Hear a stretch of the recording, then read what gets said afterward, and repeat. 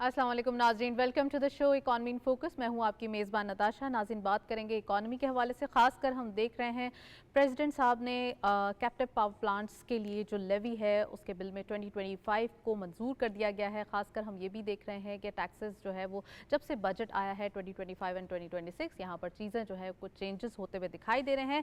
ज़्यादातर चेंजेस हम देखेंगे जो अप्रूवल के बजट के बाद आएंगी। खासकर अगर हम प्राइम मिनिस्टर साहब के हवाले से बात करें तो electric vehicles policy 2025 EV policies जो हैं उसको जल्द हतमी शक्ल देने की हिदायत की गई है। खासकर ईवी कार्स हमारे लिए नेसेसरी हैं। जितने इलेक्ट्रिकल व्हीकल्स होंगे उतने एनवायरनमेंट फ्रेंडली हमारे पास चीज़ें होंगी और साथ साथ जो हमारे क्लाइमेटिक इश्यूज़ हैं वो सॉर्ट आउट होंगे और हमारे लिए आने वाले दिनों के लिए जो फ्यूचरिस्टिक अप्रोचेज़ हैं वो बेहतर होंगी। आज इसके हवाले से डिटेल डिस्कशन करेंगे। उज़्बेकिस्तान एयरलाइन की इस्लामाबाद से ताशकंद बराह रास्त परवाज़ का आगाज़ हो चुका है। ये भी एक गुड न्यूज़ है for the people of Pakistan. एक ये प्राउड है। खासकर हम बात कर रहे हैं जब PIA के हवाले से यानी कि हम नेशनल फ्लैग कैरियर के हवाले से बात कर रहे हैं तो यहाँ पर जब नए नए एडिशन हो जाते हैं कंट्रीज़ के तो वो हमारे लिए बहुत ज़्यादा खुशाइन बात होती है। आज इसके हवाले से बात करेंगे। रेकोडिक के हवाले से बात करेंगे। ऑफ कोर्स यहाँ पे IFC की कुल सरमायाकारी $700 मिलियन तक पहुँच चुकी है। रेकोडिक के अंदर आपको याद होगा इससे पहले भी हमने न्यूज़ ब्रेक की थी कि 700 मिलियन के हवाले से यहाँ पे एक लोन जो है वो ग्रैब कर लिया गया है। ख़ासकर जो कि हमारे जो पड़ोसी मुल्क हैं नेबरहुड में भारत ने उसमें कुछ ऐसी लॉबिंग भी की थी जो पाकिस्तान के लिए कि किसी न किसी तरीके से रेकोडिक के हवाले से मुश्किल हो, लेकिन अब हम देख रहे हैं कि पाकिस्तान के लिए आसानी पैदा हुई है। आज इसके हवाले से भी डिटेल डिस्कशन करेंगे और साथ साथ PRR मंसूबा यानी कि वर्ल्ड बैंक ने तकरीबन $7 करोड़ का इजाफी कर्जा जो है वो मंजूर कर लिया है। FBR का खासकर अगर हम बात करें FBR के हवाले से तो 1 जुलाई से डिजिटल प्रोडक्शन ट्रैकिंग सिस्टम के नफाज में तेज़ी लाने का फैसला किया गया है। आपको याद होगा कि अभी बजट के अंदर ही फाइनेंस मिनिस्टर साहब ने ये इंदिया दिया है कि अब फेसलेस असेसमेंट सिस्टम जो है वो जब से इंट्रोड्यूस करवाया गया इसके बाद AI ऑडिट भी इंट्रोड्यूस करवाया गया और यहाँ पे हम डिजिटल प्रोडक्शन ट्रैकिंग सिस्टम भी देख रहे हैं। तो इट मीन्स कि यहाँ पे जितना हो सकेगा डिजिटाइजेशन की तरफ फोकस किया जाएगा। आज इसमें भी बात करेंगे। CWP ने अरबों रुपए के 8 तरक्याती मंसूबे जो है उन्हें मंजूर कर लिया है। ये भी आज हम डिटेल डिस्कशन करेंगे कितना ज़्यादा इम्पॉर्टेंट है ये डेवलपमेंट प्रोजेक्ट्स। और डिजिटल असासे और माशी जिद्दत पर आला सतह इजलास मुनक्किद हुआ। क्रिप्टो करेंसी को ऑफिशियल किया जा रहा है, ये बात सब जानते हैं और अब हमने न्यू कुछ यहाँ पर क्रिप्टो रिजर्व्स के हवाले से भी सुना है तो आज इसके हवाले से भी बात करेंगे।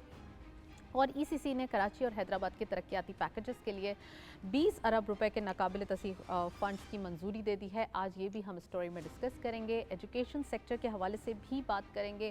ख़ासकर हम देख रहे हैं हायर एजुकेशन कमीशन का जो बजट है वो भी ख़ासकर जो है वो ज़रूरी है। आज इसके हवाले से भी डिस्कशन करेंगे। और प्राइम मिनिस्टर साहब की ज़ेर सदारत एक इजलास हुआ, FBR का जो है वो जायज़ा इजलास हुआ जो बहुत ज़्यादा एक नेसेसरी था। ख़ासकर उसमें नॉन फाइलर के हवाले से कुछ सख्ती या कुछ क्रैकडाउन की बात की जा रही थी। अब यहाँ पर ये एक जो है वो तजवीज़ दी गई थी कि यहाँ पे उनकी गिरफ्तारी जो है वो बिल्कुल अमल में लाई जाएगी। तो यहाँ पे प्राइम मिनिस्टर साहब ने इस चीज़ पर बिल्कुल फोकस किया है कि बिज़नेस कम्युनिटी को या कारोबारी हजरात को ज़रा सा भी जो एक हरास है वो नहीं किया जाएगा बल्कि उनको तरीके से जो है वो टैक्स वसूल किया जाएगा। तो नॉन फाइलर को फाइलर बनाया जाएगा। ऑफ कोर्स उनको जो है वो दावत दी जाएगी, उनको बताया जाएगा कि फाइलर बनने में ये फ़ायदे हैं और नॉन फाइलर की कैटेगरी आपके लिए भी नुकसानदेह है और मुल्क के लिए भी नुकसानदेह। इन तमाम चीज़ों पर डिटेल डिस्कशन करेंगे। We have here a panel in the studio. हमारे साथ मौजूद हैं डॉक्टर अहमद साहब, आप चेयरमैन हैं हायर एजुकेशन कमीशन के, उनको वेलकम करेंगे। हमारे साथ मौजूद हैं, अस्सलाम वालेकुम sir, very warm welcome in the programme. और हमारे साथ मौजूद हैं खाकान वहीद ख्वाजा साहब, आप हैं एनालिस्ट और बिजनेसमैन हैं, उनको भी वेलकम करेंगे। अस्सलाम वालेकुम, very warm welcome in the show. और अब से कुछ देर बाद हमारे साथ ओवर स्काइप मौजूद होंगे शाहिद अली हबीब साहब, आप बिजनेसमैन भी हैं, इकोनॉमिस्ट भी हैं, उनको भी खुशामदीद कहेंगे। मैं सबसे पहले डॉक्टर साहब आपसे प्रोग्राम का आगाज़ करूँगी। हम देख रहे हैं बजट के अंदर एक अच्छा खासा बल्क रखा गया है एजुकेशन सेक्टर के अंदर। ख़ासकर हम कहते हैं कि need of the hour education है, चाहे हम अगर R&D की बात करें या हम बात करें कि जब भी कोई भी एकेडमिया और इंडस्ट्री का जो गैप देखा जाता है तो तमाम चीज़ें यही देखी जाती हैं कि ये गैप क्यों है। तो इन तमाम चीज़ों को इस हॉराइजन में डिस्कस करें और बताएं कि अभी जो बजट आया है इससे क्या क्या फ़ायदा होगा और जो लास्ट बजट था वो तमाम फाइनेंशियल नीड्स, तमाम फाइनेंशियल चीज़ें वो सही जगह पे प्रॉपरली यूटिलाइज हुई हैं। बिस्मिल्लाहिर्रहमानिर्रहीम। Budget under circumstances I should say कि गवर्नमेंट का शुक्रिया कि उन्होंने एटलीस्ट जो पिछले साल का पिछले कई सालों का हमारा ऑपरेशन एक्सपेंसेस है, 2017-18 में लास्ट टाइम जो हमारा बजट बढ़ा था वो 65 बिलियन रेकरिंग का हुआ था, जिसको ऑपरेशन एक्सपेंसेस कहते हैं। ये यूनिवर्सिटीज़ के बजट की बात कर रहे हैं, जो पाकिस्तान में जितनी पब्लिक यूनिवर्सिटी हैं उनको हम देते हैं शेयर ग्रांट इन एड इसके नाम से। तो वो अल्हम्दुलिल्लाह इस साल मेंटेन हुआ है। हमें फ़िक्र थी कि हमें कहा जा रहा था कि सूबों की जो यूनिवर्सिटी हैं उनका बजट अब सूबे खुद देंगे, फेडरल गवर्नमेंट नहीं देगी, लेकिन वहाँ पे भी मसाइल थे क्योंकि सूबे ने अभी तक सिस्टम में बहाल नहीं हुए एक्सेप्ट सिंध सूबे के। बाकी सूबों ने अभी तक वो इतनी फाइनेंशियल अपने रिज़र्व नहीं डाले थे आगे। तो इंशाल्लाह उम्मीद तो है कि इस साल जिस तरह सिंध ने मेरा ख्याल है कि 40+ बिलियन का बजट रखा है रैंकिंग में अपनी यूनिवर्सिटियों के लिए, पंजाब गवर्नमेंट भी हर्ट के उन्होंने बजट में अच्छा अमाउंट रख रहे हैं, इसी तरह खैबर पख्तूनख्वा भी, और बलूचिस्तान ने ऑलरेडी इस पे आगे इस बजट इंक्रीज़ करना शुरू किया हुआ है पिछले चंद सालों से। उम्मीद है इस साल भी वो अपनी ज़िम्मेदारी समझेंगे। तो दोनों फेडरेशन भी और सूबाई गवर्नमेंट भी अपने अपने जब शेयर डालेंगे तो इंशाल्लाह हमारी यूनिवर्सिटियों की फ़ाइनेंशियल जो हेल्थ है वो बेहतर होगी। इसके अलावा जो डेवलपमेंट की जहाँ तक आप बात करते हैं तो वो नेचुरली उसमें थोड़ा सा डिच आई है इन द सेंस के, क्योंकि आपने देखा कि अभी हमारी अफवाज ने एक माशाल्लाह एक वो अपने से बड़े मुल्क के साथ जंग में मुकाबला किया, लेकिन उसकी कास तो देनी है सब ने हमने मिलने। क्योंकि मैं उस दिन भी टीवी पे कह रहा था कि जंग ओहद में नबी पाक सल्लल्लाहु अलैहि वसल्लम जब वो खुंदक सारे सहाबा खोद रहे थे तो किसी ने कहा कि जी सख्त मैंने पत्थर बांधा हुआ एक, तो नबी पाक सल्लल्लाहु अलैहि वसल्लम ने अपना पेट दिखाया कि मैंने 2 बांधे हुए हैं। तो जब आप अपने मुल्क की सलामती के लिए एफर्ट करते हैं तो नेचुरली उसके लिए कुछ कुर्बानियाँ देनी पड़ती है। तो इस वक्त एक डिफ़िकल्ट टाइम से गुज़र रहे हैं। आपने देखा है कि किस तरह हमारी लीडरशिप ने और हमारी फोर्सेस ने मिल के और पूरी कौम ने जल हो के एक फ़ाइट लड़ी है, और उसमें अल्लाह ताला की मेहरबानी थी जिसकी वजह से हमने अपने से बहुत बड़े मुल्क को एक उसको पीछे उसको शिकस्त दी है। तो ये लेकिन तालीम जो है इसके लिए मुझे बताऊंगा कि आपने कहा कि पहले जो बजट मिलता रहा है और जितना भी बजट मिलता है अल्हम्दुलिल्लाह हमारे सेक्टर ने उसको प्रॉपरली यूटिलाइज़ किया, और जो हम ये बजट सारा जो है तकरीबन ये सब जाता है मुख्तलिफ़ यूनिवर्सिटियों में। ऑपरेशन की में मद में आप as a grant in aid के तौर पे एक कंपोनेंट जाता है, बाकी यूनिवर्सिटीज़ की अपनी इनकम होती है और हर यूनिवर्सिटी अपना बजट बना के अकॉर्डिंगली ऑपरेट करती है, और हम उनके बजट को नेचुरली हमारा ऑडिट डिपार्टमेंट फेडरल गवर्नमेंट का और बाकी भी और हमारी मॉनिटरिंग भी होती है, हम इंश्योर करते हैं कि प्रॉपर जगह पे यूटिलाइज़ हो रहा है। जहाँ तक डेवलपमेंट बजट है वो नेचुरली टाइम के साथ साथ बढ़ता कम होता रहता है।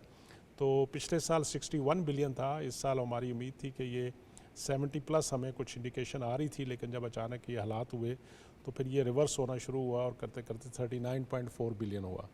तो हमने इसमें यही रखा है कि प्रायोरिटी फ़िक्स की है कि जो बच्चे बच्चियाँ पढ़ रहे हैं हमारे बाहर की दुनिया में गए हुए हैं मुख्तलिफ स्कॉलरशिप पे, कि उनको इंश्योर किया जाए उनकी जो ऑपरेशन एक्सपेंसेस हैं, उनकी ट्यूशन फ़ी है, स्टाइपेंड है, उनको टाइम पे मिले, या वो प्रोजेक्ट जो हमारे 80-90% कम्प्लीट हुए हैं उनको कम्प्लीट कराया जाए। तो इंशाल्लाह जैसे हालात अच्छे होंगे तो उम्मीद है गवर्नमेंट फिर इसमें हमें रिसोर्स देगी तो हम नए प्रोजेक्ट भी इनिशिएट कर सकेंगे। राइट सर, मैं आपसे यूनिवर्सिटीज़ की तादाद भी पूछूंगी और ये भी पूछना चाहूँगी कि एक्चुअली यहाँ पे जो R&D का प्रोसेस है वो कैसा दिखाई देता है, लेकिन मैं जो एक टिपिकल स्टोरीज़ हैं उसके हवाले से पूछते चलूँ। खाकान साहब, मैं आपसे पूछना चाहूँगी, खासकर प्राइम मिनिस्टर साहब ने जो FBR का भी इजलास किया है इसके हवाले से क्या कहेंगे? बिज़नेस कम्युनिटी को खासकर जो कि एक हरासमेंट वो समझते हैं कि ह्यूमन इन्वॉल्वमेंट होती है वो ज़्यादा हरासमेंट करती है, या फिर जो एक साल में एक बार फाइलिंग प्रोसेस है वो कंप्लीट हो जाए तो उसके बाद उनको डिस्टर्ब ना किया जाए। ऑल्दो ये ज़रूरी है कि फाइलिंग हो जाए, ये ना हो कि वो टैक्स भी चोरी करें और वो ये भी ना चाहें कि उनको तंग भी ना किया जाए। Thank you very much. सबसे पहले तो मेरा ख्याल है कि ये प्राइम मिनिस्टर का जो स्टेप है ये बहुत अच्छा है, और इसमें हम लोग जो बिजनेसमैन हैं उनको बहुत बड़ी रिलीफ मिली है, क्योंकि ये हर कोई बिजनेसमैन डर रहा था कि अगर वो फाइल करता है और उसको कोई नोटिस आ जाता है या उसका कोई विदहोल्डिंग टैक्स वो पे नहीं कर सकता, इसी तरीके से इनकम टैक्स है, इसी तरीके से बाकी टैक्सेस हैं, अगर किसी में लैग बिहाइंड हो जाती है तो ये FBR को पूरी खुली छुट्टी मिली हुई थी कि वो अरेस्ट कर सकता था बिजनेसमैन को। लेकिन ये बहुत बड़ा एक रिलीफ है प्राइम मिनिस्टर की तरफ से कि उसका एक टास्क फोर्स उन्होंने तश्कील दी है, और उसके बाद आई थिंक कि ये जो क्लॉज है ये रिमूव हो जाएगी। तो इससे बहुत बड़ा रिलीफ मिला है और इससे रिलैक्स होके जो सर्कल में, टैक्स सर्कल में अभी तक नहीं आए हैं, वो भी इंशाल्लाह ताला आएंगे और वो पाकिस्तान के लिए आएंगे, वो अपने लिए आएंगे। और जिस तरह पाकिस्तान, अफवाज पाकिस्तान ने जिस तरह इज़्ज़त और रिस्पेक्ट से पाकिस्तान का नाम बुलंद किया है, आई थिंक कि हर पाकिस्तानी को चाहिए कि वो खुद ब खुद आए और अपने आप को टैक्स सर्कल में शामिल करे। राइट अच्छा, मैं ये भी पूछना चाहूँगी कि ख़ासकर ईवी पॉलिसीज़ के हवाले से भी अभी आपने देखा 2025 में क्लाइमेट को थोड़ा सा एक मद्देनज़र रखते हुए चीज़ों को बेटरमेंट की तरफ लेके जाने के लिए प्राइम मिनिस्टर साहब ने ईवी पॉलिसी 2025 का भी इनकाद किया है और उन्होंने कहा है कि ये मंजूर कर ली जाए, जल्दी इसको फ़ौरन जो है वो बना के पेश किया जाए। तो इसके हवाले से क्या कहेंगे? ये बहुत बड़ा इनिशिएटिव है क्योंकि दुनिया में इस वक्त पेट्रोल और डीजल तो ऑलमोस्ट ख़त्म हो चुका हुआ है और वो गाड़ियाँ नहीं चलती हैं। हमने अभी ये स्टार्ट किया है और ये जितने भी मैन्युफैक्चरर्स हैं इलेक्ट्रॉनिक व्हीकल्स के, और इनको बूस्ट करने के लिए इस पर टैक्सेस बिल्कुल उसमें हमने गवर्नमेंट ने नहीं लगाया हुआ है, और जिसकी वजह से आई थिंक कि दिस इज़ द बेस्ट। और इसके अंदर 2 व्हीकल 3 व्हीकल्स को ज़्यादा प्रमोट करना है क्योंकि वो 2 wheeler and 3 wheeler, yes of course इसमें वन ऑफ द बेस्ट ये एक प्रपोजल है और इससे हमारा रेवेन्यू भी बहुत कलेक्ट होगा। अच्छा डॉक्टर साहब, मैं आपसे पूछना चाहूँगी, हम यूनिवर्सिटीज़ के हवाले से बात कर रहे थे। तकरीबन सरकारी जामियात की जो एक पहले की पोजीशन थी वो ये थी कि वो 126 टोटल यूनिवर्सिटीज़ मौजूद थी, लेकिन अब 156 हो चुकी हैं। तो एक मैं आपसे ये सवाल करना चाहती हूँ कि ख़ासकर हम R&D के प्रोसेस पे अभी भी थोड़ा सा जब कोई भी ऐसी कोई बात होती है या कोई भी हम लेट्स से अगर एग्रीकल्चर यूनिवर्सिटीज़ के हवाले से बात करें, R&D के हवाले से हमेशा से इश्यूज़ आते हैं। वो कहते हैं कि हमारी R&D कमज़ोर है।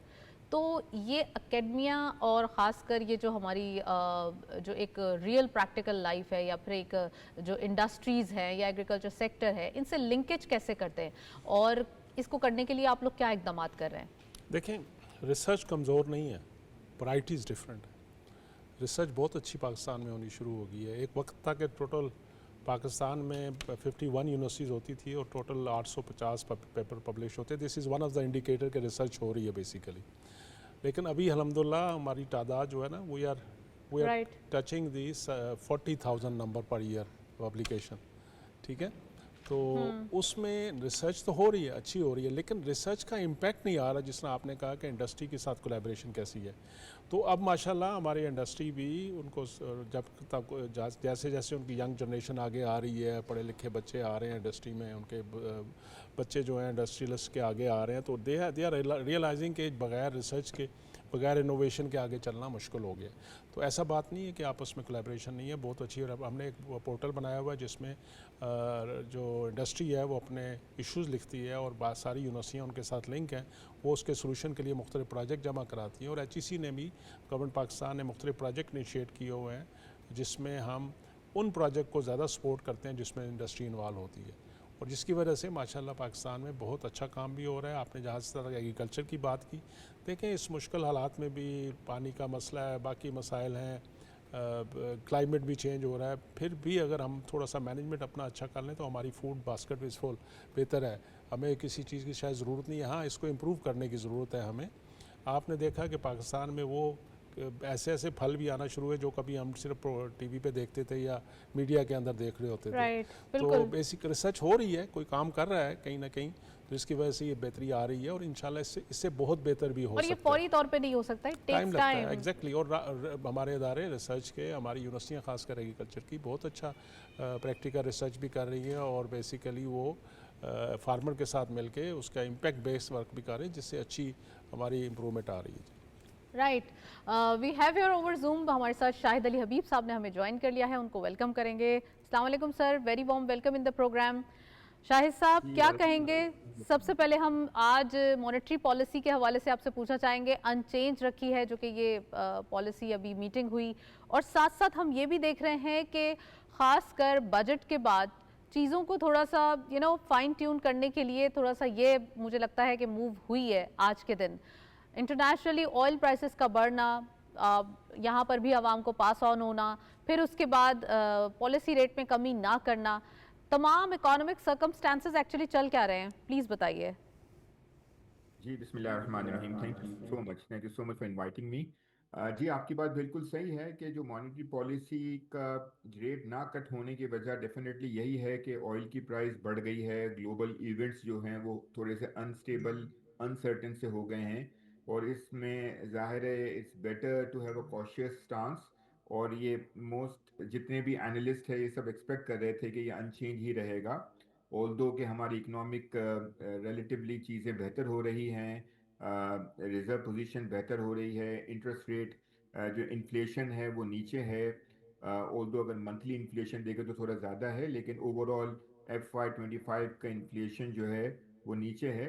लेकिन फिर भी अभी आजकल जो हालात चल रहे हैं, ग्लोबल इवेंट्स जो चल रहे हैं, और जो ऑयल की प्राइस है उसकी वजह से जो है वो इन्होंने सही स्टैंड लिया है। जहाँ तक बजट की बात है, बजट में डेफिनेटली फिस्कल कंसोलिडेशन का ऑब्जेक्टिव है, और उसमें जाहिर है जो एम यही किया जा रहा है कि हम जो ग्रेजुअल जो है ग्रोथ हो हमारी, जो 2.6% या 2.7% का जो एम है इनका, हो सकता है 2.5% हो 2025 में, लेकिन 2026 के फाइनेंशियल ईयर में 4.2% का तो टारगेट है। लेकिन हमें लगता है कि तकरीबन जो है पौने चार, चार के करीब भी अगर हो जाए तो बहुत अच्छी बात होगी। लेकिन जो फोर्ट जो जो इनका जो टैक्स का टारगेट है 14.1 ट्रिलियन का, वो इतना जो है जितना FY 25 में ग्रोथ था उतना तो नहीं है, लेकिन फिर भी वो जो नए टैक्सेस जो है, ब्रॉडनिंग ऑफ टैक्स बेस जिसको हम कहते हैं, उसमें इन्होंने ये कहा है कि इम्प्लीमेंटेशन के थ्रू या इन्फोर्समेंट के थ्रू इकट्ठे किए जाएंगे। जो हमारा जो व्यू था कि नए जो सेक्टर्स हैं जैसे रिटेलर्स, होलसेलर्स और दूसरे एरियाज को आइडेंटिफाई करे, वो उन्होंने सही तरीके से आइडेंटिफाई नहीं किया, लेकिन उन्होंने ये कहा है कि इसकी इन्फोर्समेंट की जाएगी। तो मेरा ख्याल से जो 2.2 ट्रिलियन का जो गैप है बिटवीन FY 25 एंड FY 26, इसमें हमारे ख्याल से जो ऑर्गेनिक जो ग्रोथ होगी टैक्स की, वो तकरीबन 1.25 ट्रिलियन की तो हो जाएगी। सिर्फ 1 ट्रिलियन का बीच में गैप है, तो कुछ नए टैक्सेशन के मेजर्स भी किए गए हैं जो कि 400 साढ़े 400 बिलियन के बनते हैं। तो जो बीच में 500 बिलियन का जो गैप है, वो कह रहे हैं कि इन्फोर्समेंट के जरिए, क्योंकि ये कह रहे हैं कि जो अच्छे खासे रिटेलर्स और होलसेलर्स जो हैं वो रिटर्न फाइलिंग में आ रहे हैं, इनके ख्याल में मिलियन तक हो जाएंगे थोड़े अरसे में, और उनके साथ वो इन्फोर्समेंट करके टैक्स इकट्ठा करेंगे। तो हमारा व्यू ये था कि अगर ये फिक्स रेट भी अगर लगा लें सबके ऊपर तो अच्छा खासा ये रेट इकट्ठा हो सकता था। लेकिन इन्होंने जो है टारगेट ये किया है कि इन्फोर्समेंट करेंगे। इसके अलावा सबसे इम्पोर्टेंट बात यह है कि जो फिजिकल डेफिसिट है वो 5 ट्रिलियन का रखा गया है, जो कि पिछले 20-22 साल का as a percentage to GDP 3.9%। It is one of the lowest in the last 20 years. तो इसका मतलब यह है कि गवर्नमेंट जो है वो फिजिकल कंसोलिडेशन की तरफ जा रही है। इनका टारगेट ये है कि फिजिकल डेफिसिट कम से कम हो, और प्राइमरी सरप्लस हो। ये तीसरा साल होगा प्राइमरी सरप्लस का। अगर FY 26 में 2.25% का प्राइमरी सरप्लस अगर होता है तो ये तीसरा साल होगा, और ये आई थिंक यही जो है वो होनी चाहिए टारगेट, कि हम प्राइमरी सरप्लस की तरफ करें। हमारा जिस तरह यहाँ पे FY 25 में जो है वो सरप्लस था, करंट अकाउंट सरप्लस था, सरप्लस होगा इंशाल्लाह 1.5 ट्रिलियन का। अभी तक 1.9 ट्रिलियन का है। अगर ये सरप्लस रहता है और आगे जाके बजट डेफिसिट का टारगेट इन्होंने किया हुआ है कि अराउंड 1.25 ट्रिलियन का, तो अगर ये सॉरी 1.25 बिलियन डॉलर का, अभी जो है वो 1.5 बिलियन 1.9 बिलियन डॉलर का सरप्लस होगा। तो मेरा ख्याल से अगर ये सब चीज़ें रहती हैं तो हम फिजिकल कंसोलिडेशन की तरफ होंगे। हमारी इकोनॉमी जो है वो बिल्कुल मेरे ख्याल से स्टेबल रहेगी। ज़्यादा हम डिवैल्यूएशन नहीं देखेंगे, बल्कि एक नॉर्मल 4, 4.5, 5% का पूरे साल का डिवैल्यूएशन राइट। हो सकता है, लेकिन इससे ज़्यादा हमें लगता नहीं है कि होगा। तो मेरे ख्याल से स्टेबल इन्वायरमेंट रहेगा, और ये स्टेबल इन्वायरमेंट होने की वजह से इन्वेस्टमेंट बहुत ज़्यादा इंशाल्लाह मुल्क में आ सकती है। आपने सही फरमाया, स्टेबल एनवायरनमेंट रहेगा। मैं खाकान साहब आपसे पूछना चाहती हूँ इसी बात पे कि फिस्कल कंसोलिडेशन के हवाले से बात करें, यानी कि इस साल के अंदर हम ग्रेजुअल ग्रोथ की बढ़ रहे हैं। एक तो ग्रोथ होती है ना, वो एक अपवर्ड डायरेक्शन, शार्प ग्रोथ नहीं है, हमने ग्रेजुअल ग्रोथ की तरफ जाना है, क्योंकि हमारे पास चैलेंजेस भी थे, हमारे पास डेट भी था, हमारे पास डिसिप्लिन पहले भी नहीं था। तो इसको डिसिप्लिन करते हुए, केटर करते हुए और फिर उसके बाद आगे जाना है। इसके लिए इस बार कुछ डेवलपमेंट प्रोजेक्ट्स भी रखे गए, कुछ ऐसे इनिशिएटिव्स भी लिए गए जो गवर्नमेंट ने वेरी फर्स्ट टाइम लिए, कुछ पॉपुलर डिसीजंस जो लास्ट टाइम बड़ा एक इश्यूज था, जैसे कंस्ट्रक्शन सेक्टर को इस बार जो है वो थोड़ा सा रिवोक किया गया कि नहीं, अब आप थोड़ा सा जो है वो आप यहाँ पर आके कुछ लीनियंसीज लें और थोड़ा सा आगे बढ़ें। तो कुछ सेक्टर्स को यहाँ पर अलाउ भी किया गया। टैक्सेस के हवाले से उन्होंने सही कहा कि इन्फोर्समेंट की गई कि हाँ यहाँ पर जो है थोड़ी सी की जाएगी और टैक्स कलेक्ट किया जाएगा। तो इसके हवाले से क्या कहेंगे आप?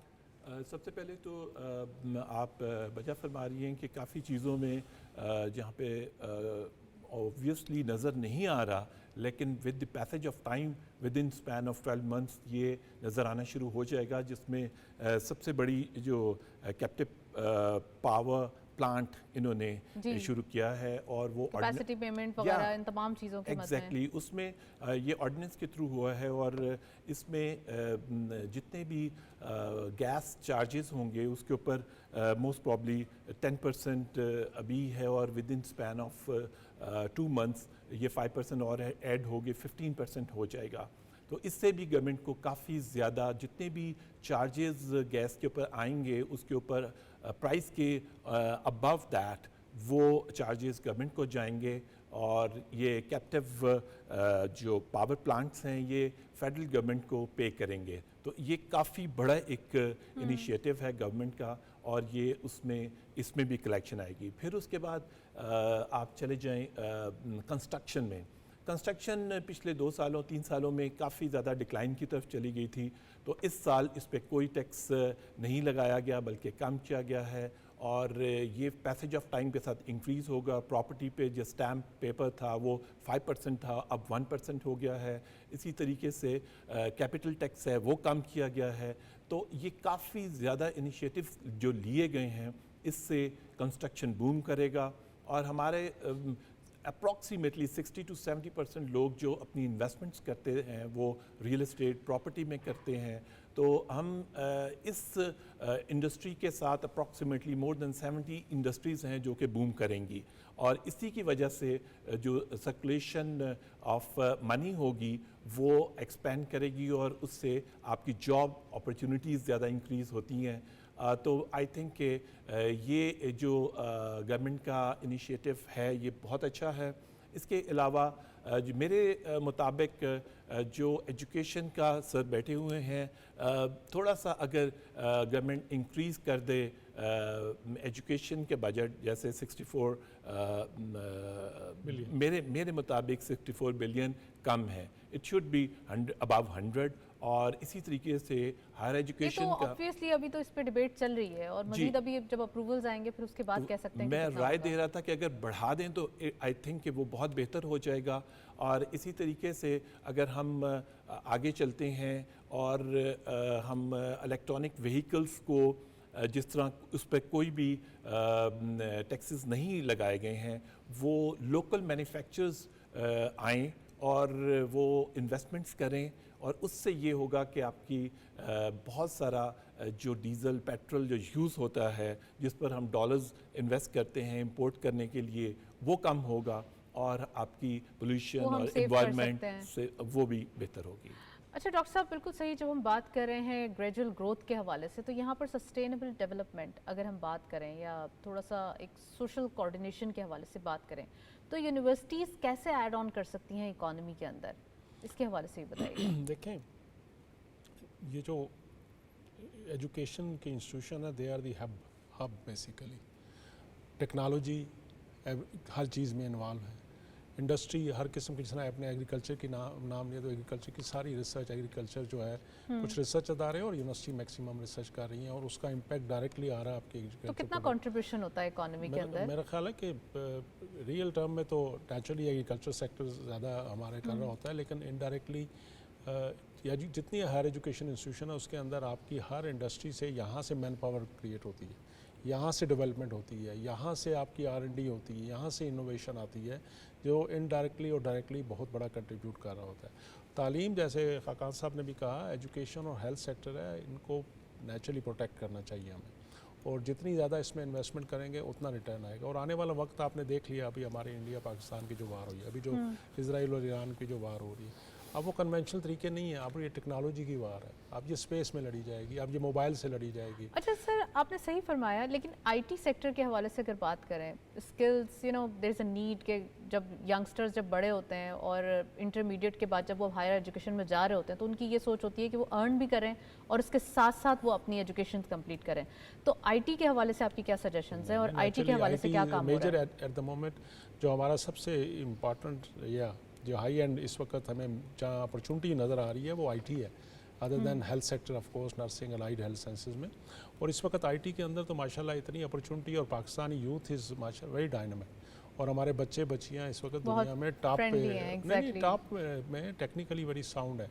आज ही हम एक पीएम साहब के पास एक प्रेजेंटेशन थी, तो वहाँ पे बताया गया कि हुआवे इंटरनेशनल कंपटीशन करवाता है आईटी के अंदर। तो इस दफ़ा जो इंटरनेशनल चाइना में कंपटीशन हुआ है, टॉप 3 पोजीशन पाकिस्तान के बच्चों ने विन किया, जिसमें चाइना भी कम्पीट कर रहा है, हमारे बाकी भी कंट्री कर रहे हैं।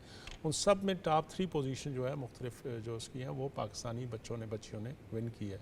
पोटेंशियल इज़ देयर, थोड़ी सी नम होने की ज़रूरत है, ये मट्टी बरज़ेरखेज़ है। हमारे बच्चे, बड़ी बच्चियाँ हमारी बहुत डायनेमिक हैं, और उनको इस लिमिटेड रिसोर्स से भी जो हम जो डिफ़िकल्ट टाइम के अंदर भी गवर्नमेंट और जितना सपोर्ट कर सकती है उसके अंदर भी रहते हुए हमें they are making us proud. और जिधर भी जाते हैं कंपटीशन में माशाल्लाह हमारे बच्चे बड़े टॉप पे होते हैं। तो पोटेंशियल है, और उसके लिए जितना इन्वेस्टमेंट करेंगे उतना इसका रिटर्न अच्छा मिलेगा टाइम के साथ साथ। बिल्कुल, इन्वेस्टमेंट जितना करेंगे उतना ही रिटर्न अच्छा मिलेगा। मैं शाहिद अली हबीब साहब आपसे पूछना चाहती हूँ, खासकर आपने टैक्स का जिक्र किया अपने प्रीवियस कमेंट के अंदर और फिस्कल डिसिप्लिन की बात की, कैश के कारोबार करने वालों का, खासकर आपने फिक्स टैक्स रिजीम का भी जिक्र किया। जब कैश का कारोबार होता है तो there is a very difficult thing कि उनको लिमिट करना या ये कैलकुलेट करना कि कितना वो टैक्स, कितनी उनकी इनकम है, कितनी इनकम जनरेट हो गई पर डे, क्या किया, और इसके ऊपर टैक्स नाफिज करना, या फिर अगर इनकम नहीं हो रही तो उनसे ज़्यादा टैक्स कलेक्ट कर लेना। इसके हवाले से गवर्नमेंट ने इस बार क्या जो है आप समझते हैं कि इनिशिएटिव लिया, और क्या लेना चाहिए एक्चुअली अगर नहीं लिया तो?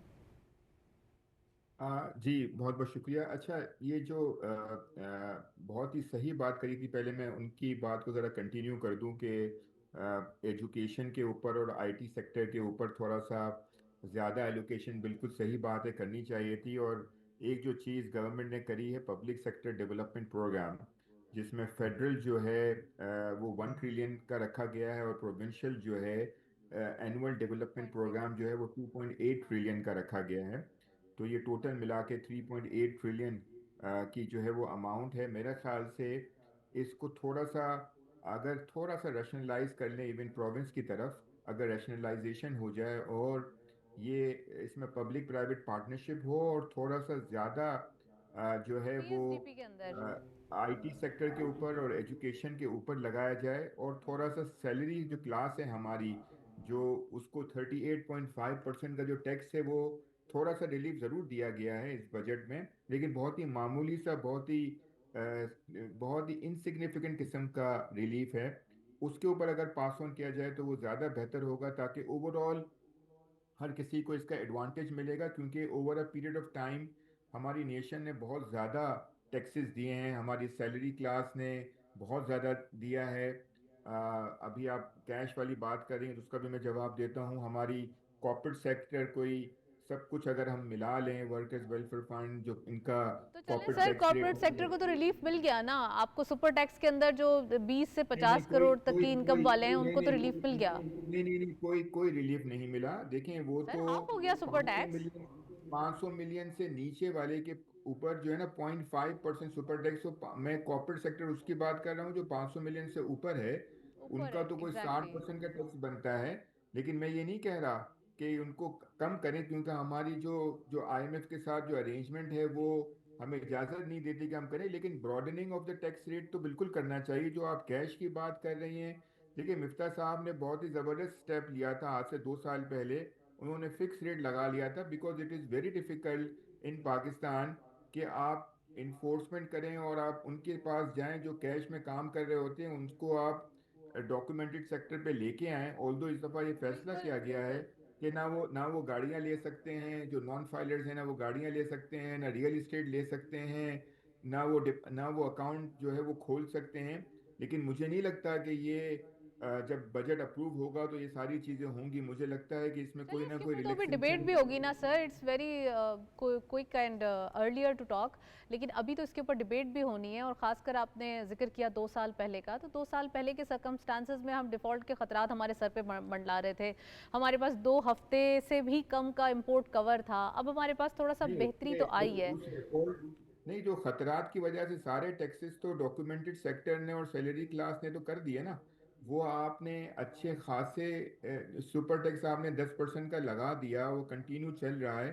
लेकिन आप रिटेल और होलसेलर और जो यहाँ पे जो जो इस टैक्स ब्रैकेट में है नहीं, वो कब आएगा टैक्स ब्रैकेट में? देखें ना, इतना आना ज़बरदस्त चाहिए, मौका, बिल्कुल आना चाहिए, इतना नॉन फाइलर ज़बरदस्त को मौका फाइलर जब बनना चाहिए। जब देखें, इतना ज़बरदस्त मौका जब पाकिस्तान में जब हर कोई सेलिब्रेशन में है, हमने एक बहुत ही ज़बरदस्त जो है वो वॉर जो है उसमें हमने सक्सेस किया है।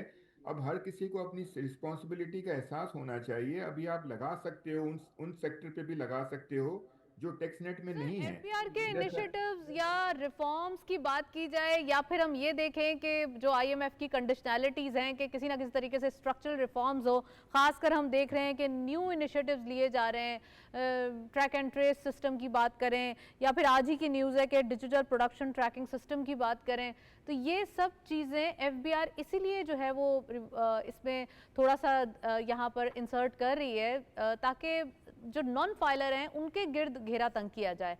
और किस यही तरीके मैं से कह रहा उनको हूँ। आप जो है उनका डायमीटर कम करेंगे? नहीं नहीं, यही मैं कह रहा हूँ। जो आप जो रीज़न दे रही हैं वो मेरे लिए रीज़न दे रही हैं कि आईएमएफ भी चाह रहा है कि स्ट्रक्चरल रिफॉर्म्स हो, और हमें नॉन टैक्स पे जो टैक्स ब्रैकेट में नहीं है उनको हमें लाना है और broadening of the tax system करना है। और इसके लिए मेरे ख्याल से हर वो लोग जो जिनकी दुकानें हैं, जो अपना कारोबार कर रहे हैं और टैक्स फाइलर नहीं हैं, उनको या तो टैक्स फाइलर बनवा के उनके पीछे जो है उनको उनको परसू करना चाहिए। लेकिन मेरे ख्याल से इजियर अप्रोच ये थी कि एक फिक्स रेट जो है वो लगा लेते, ताकि एटलीस्ट राइट। गवर्नमेंट के खजाने में उनकी तरफ से टैक्स आ जाता। लेकिन मेरा ख्याल से अभी हम अब इन पर गवर्नमेंट के ऊपर हम इंशाल्लाह हम एक्सपेक्ट करते हैं कि हमारा एफबीआर जो है वो इसकी इन्फोर्समेंट करने की कोशिश करेगा और इंशाल्लाह वहाँ से कोई 450-500 बिलियन का जो गैप हमें नज़र आ रहा है वो इंशाल्लाह पूरा हो जाएगा। लेकिन इसके लिए मेहनत करनी पड़ेगी, इसके लिए बहुत ज़्यादा पॉलिटिकल विल की ज़रूरत है और एक कमिटमेंट की ज़रूरत है, जो मेरे ख्याल से इस दफ़ा पॉलिटिकल साइड पे और आई थिंक एफबीआर की साइड पे करना बहुत ज़रूरी है to achieve our goal. Right, आपने सही फरमाया कि यहाँ पे पॉलिटिकल विल एंड काफ़ी सारे इनिशिएटिव्स जो है वो रिकॉर्ड हैं ऑफ कोर्स, जो कि लेने भी चाहिए। सर एक और सवाल आपसे मैं करूँगी, सिर्फ स्टॉक मार्केट के हवाले से प्राइस अर्निंग मल्टीपल बड़ी एक अभी भी लुक्रेटिव है, और मार्केट जो एक चीज़ जो हम देखते हैं ना, जहाँ सारी चीज़ें एक तरफ और स्टॉक मार्केट एक तरफ, बहुत ज़बरदस्त परफॉर्मेंस देखी जा रही है, इसके हवाले से एक कॉमेंट कीजिएगा। जी जी, स्टॉक मार्केट के लिए तो बहुत अच्छा इस तरीके से हुआ है ना कि देखें, फिक्स रेट के ऊपर जो उसके ऊपर 15 से 20% का टैक्स कर दिया है डेट के ऊपर। जो भी आपकी इंटरेस्ट इनकम है उसके ऊपर 15 से 20% कर दिया है। जो म्यूचुअल फंड्स हैं, जो कि इनकम फंड्स हैं, उसमें भी 15 से 25% कर दिया है, और इक्विटी फंड्स को 15% पे रखा है। तो मेरे ख्याल से जो है वो इक्विटी मार्केट के लिए तो बहुत ज़्यादा वायबल है। और इस बजट में ये एम्फेसाइज किया गया है कि मार्केट की डेवलपमेंट के लिए और हमारे इक्विटी मार्केट के को फर्दर इसको, क्योंकि आगे जाके बहुत सारी हमें चीज़ें करनी है, हमें प्राइवेटाइजेशन करनी है, हमें बहुत सारी कैपिटल रेजिंग करनी है। तो मेरे ख्याल से ये बहुत बड़ा बहुत वायबल इन्वायरमेंट इन्होंने क्रिएट किया है इक्विटी मार्केट के लिए। राइट। सो दैट ज़्यादा से ज़्यादा लोग जो है इस एसेट क्लास में कन्वर्ट हों और जो प्रोडक्टिविटी में पार्टिसिपेट करें, फर्दर एक्सपेंशन में पार्टिसिपेट करें। और आपकी बात बिल्कुल सही है कि प्राइस अर्निंग मल्टीपल जो है हमारा जो 6.25 6.5 के बीच में है, ये इंशाल्लाह मुझे बढ़ता हुआ नज़र आ रहा है। इंशाल्लाह इसी तरीके से अगर इंटरेस्ट रेट इन्वायरमेंट रहा और इससे अगर फर्दर बेहतर हुआ तो मेरा ख्याल से ये प्राइस अर्निंग मल्टीपल इंशाल्लाह आप देखेंगे 7 7.7 की तरफ पहुंच जाएगा। बिल्कुल सही फरमाया आपने। मैं डॉक्टर साहब आपसे पूछना चाहूँगी, ख़ासकर हम जब थोड़ा सा इकॉनमी के हवाले से ही बात करें तो इसी पर्सपेक्टिव में जो हमारी यूथ है इसको कैसे एंटरप्रेन्योरशिप की तरफ लाया जाए, और ख़ासकर जो हमारे सब्जेक्ट्स हैं उनको भी थोड़ा सा सिलेबस को, जो कि मैं लास्ट टाइम भी आपसे ये सवाल कर चुकी हूँ, कि ये थोड़ा सा एक वाइटलाइज किया जाए या ऐसा वाइब्रेंट किया जाए जो उनको भी अट्रैक्ट करे और उनके लिए एक अर्निंग का पर्सपेक्टिव बिल्डअप करे। लास्ट टाइम जब आपने कराची में मेरा इंटरव्यू किया था उसके बाद एक जो मेजर इंटरवेंशन हुई है कि इस वक्त पाकिस्तान के अंदर सारी यूनिवर्सिटियों में अंडर ग्रेजुएट जो भी सब्जेक्ट आप पढ़ें, इंजीनियरिंग में हैं, मेडिकल में हैं, एग्रीकल्चर में हैं, सोशल साइंस में है, बेसिक साइंस में है, हर एक के लिए कंपलसरी एक कोर्स एंटरप्रेन्योरशिप का रखा हुआ है, ताकि हर एक को पता हो कि देखें job creation is the key basically, don't look for job, because देखें हमारी जिस तरह की यंग पॉपुलेशन पाकिस्तान में अल्हम्दुलिल्लाह is a gold mine, 150+ million people young in Pakistan, ये बहुत ब्लेसिंग है। इस वक्त वेस्ट जो है वो डाइंग, तो उसमें जो है कि इस तरह की हमने यूनिवर्सिटीज़ में इसीलिए बिज़नेस इंक्यूबेशन सेंटर बनाए, टेक्नो पार्क बना रहे हैं, और बच्चियों को ये चैलेंज फंड भी दे रहे हैं कि आप अपने जॉब सीकर के बजाय जॉब क्रिएटर बनो, ताकि पाकिस्तान के अंदर सोशो इकनॉमिक डेवलपमेंट आए, और इसका बहुत अच्छे रिजल्ट आ रहे हैं माशाल्लाह। राइट खाकान साहब, वन लास्ट क्वेश्चन आपसे भी करूँगी कि डिजिटल असासे ख़ासकर हम देख रहे हैं और माशी जिद्दत पर आला सतह इजलास हुआ, क्रिप्टो करेंसी का एक हम देख रहे हैं कि इसकी एक थर्स्ट पाई जा रही है इंटरनेशनली भी, और पाकिस्तान ने भी इसको जो है वो अब ऑफिशियल करने की बात की है, तो इसके हवाले से बताइएगा। देखिए जी, डिजिटल इकॉनमी जो सी है ये बूस्ट करना बहुत इम्पोर्टेंट था, और अभी जो मिनिस्टर हमारे फाइनेंस मिनिस्टर हैं उन्होंने ये एक मीटिंग अरेंज की थी, और उसमें ये फाइनलाइज़ किया है कि with in span of few months इसको फाइनल कर देंगे स्टेट बैंक के साथ। आपको मैं इसकी वजह से बताता जाऊं कि अप्रॉक्सीमेटली $400 मिलियन की इस वक्त पाकिस्तान में जो यूज़र्स हैं वो यूज़ कर रहे हैं क्रिप्टो करेंसी के प्रोग्राम को, नंबर 1, और नंबर 2 इसमें $300 बिलियन की ट्रांजैक्शन हो रही है। आप सोचें कि अगर सपोज़ ये ट्रांजैक्शन लीगल हो जाए और इसमें 15% जब यहाँ पर तो हम देख रहे हैं जी, तो आपको देखेंगे कितना रेवेन्यू कलेक्शन होगा, और ये सारी की सारी इस वक्त ट्रांजैक्शनल नहीं हो रही है, ये किसी किस्म की फेस के ऊपर आके मुल्क को फ़ायदा नहीं हो रहा, हाँ लोकल पब्लिक को हो रहा है लेकिन गवर्नमेंट को नहीं हो रहा। तो आई थिंक ये जितनी जल्दी इसको लीगलाइज कर लें वो बेहतर होगा, ताकि टैक्स कलेक्शन में बेहतरी हो जाए। और एक और चीज़ मैं शायद साहब की बात को आगे बढ़ाना चाहता हूँ कि ट्रैक एंड ट्रेस ये बहुत इंपॉर्टेंट है, इसके बगैर हम कलेक्शन नहीं कर सकते हैं, उसमें हम बढ़ा सकते हैं इसको। Well, thank you so much. Khaqan साहब हमारे साथ मौजूद है, डॉक्टर मुख्तार साहब का बहुत बहुत शुक्रिया आप तशरीफ़ लाए, और शाहिद अली हबीब साहब हमारे साथ ओवर ज़ूम मौजूद हैं, आपका भी बहुत बहुत शुक्रिया आप हमारे साथ प्रोग्राम में मौजूद रहे। आज हमने डिटेल डिस्कशन किया अबाउट इकॉनमी, और ख़ासकर बजट से रिलेटेड जितने इफ्स एंड बट्स रेज हो रहे हैं डेली बेसिस पे, जो डिबेट्स हो रही हैं उसको हम डिटेल जो है प्रोग्राम में डिस्कस करते रहे। दैट्स इट, इसी नोट पे प्रोग्राम को वाइंड अप करते हैं, इजाज़त दीजिए, अल्लाह हाफ़िज़।